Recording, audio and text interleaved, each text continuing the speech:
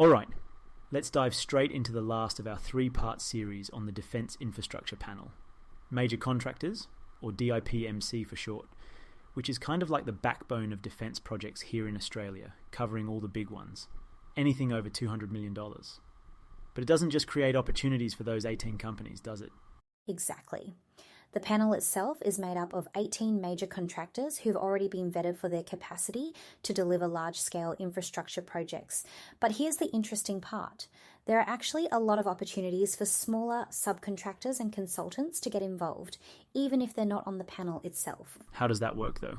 Well, you've got to start by keeping an eye on upcoming projects. Defence's Integrated Investment Program lays out what projects are in the pipeline. And then there's decnet.com.au. It's one of the best places to track opportunities and pick up on which panel contractors are likely to be bidding in specific areas. So it's less about waiting for tenders to drop on Austender, and more about engaging early, yeah? That's right. A lot of head contractors start forming their teams and sorting out supply chains well before the formal tender process begins. If you're a subcontractor or a consultant, reaching out early can really set you up to be included in their plans. It's all about proactive networking. Proactive, like showing up at events and just saying, hey, here's why you'd want to work with me. Sort of, but you've got to come prepared. Know their projects, their priorities, and be able to articulate how you can add value. For example, if you're local to an area or have innovative solutions, those things matter. Really, it's about building trust and familiarity. And once you've got that foot in the door, where do you go from there? That's when you align what you're offering to the contractor's goals. Defence work doesn't just focus on timelines and budgets, it's tied to broader objectives like Indigenous participation, local content, sustainability, and even skills development. If you sync your pitch with those goals, it makes you a much more appealing partner.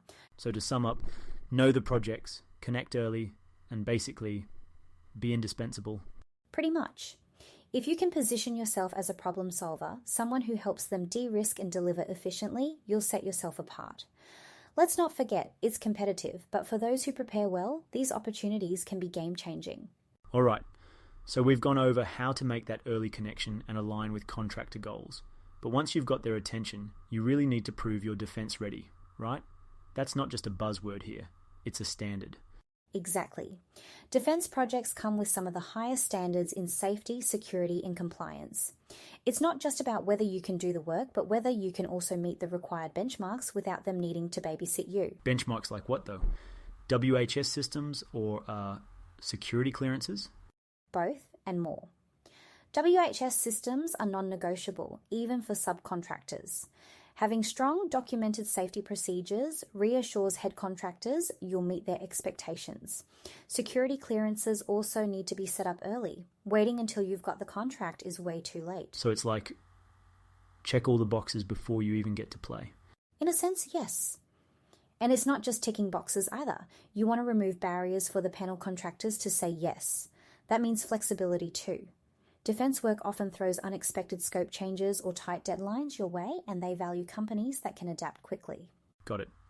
Flexibility, WHS, clearances, basically don't be the weak link. Right. And let's not forget, you can also stand out by aligning with their broader objectives. For example, Indigenous engagement is a big deal. If you're an Indigenous-owned business or have initiatives that boost local participation, it's a huge selling point. Oh, I love that. So it's beyond just meeting compliance, yeah? What else fits into those bigger goals? Sustainability is another big one. From reducing environmental impacts to promoting practices that support long-term benefits.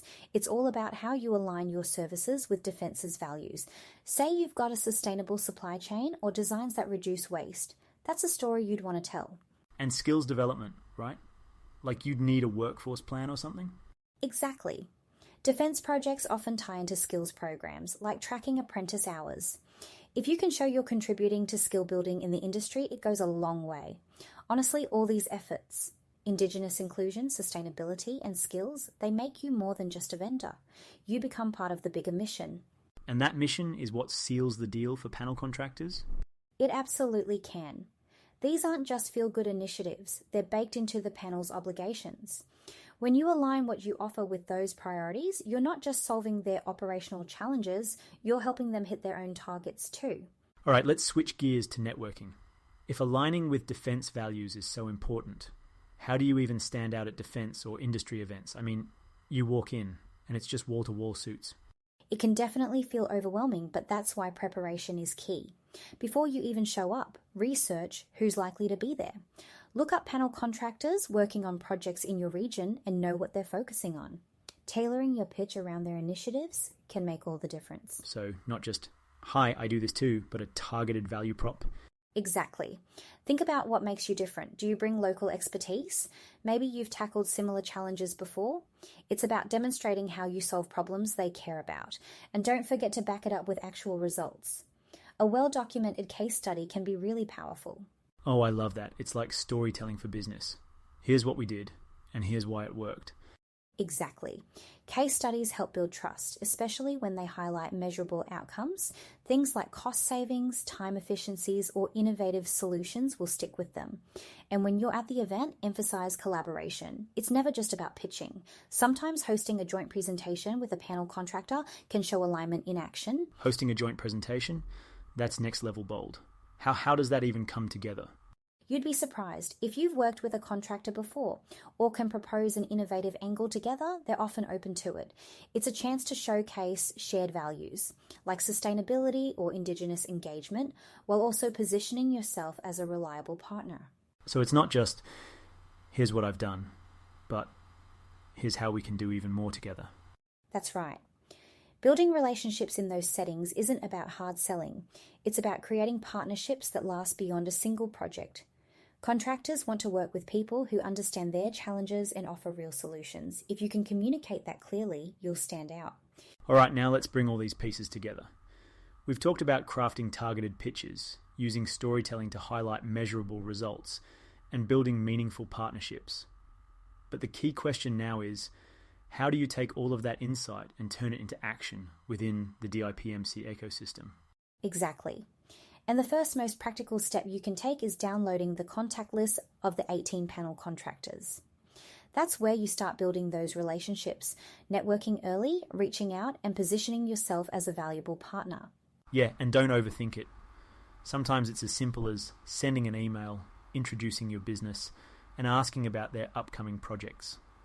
You want to plant that seed early, so when the time comes, they already know what you bring to the table.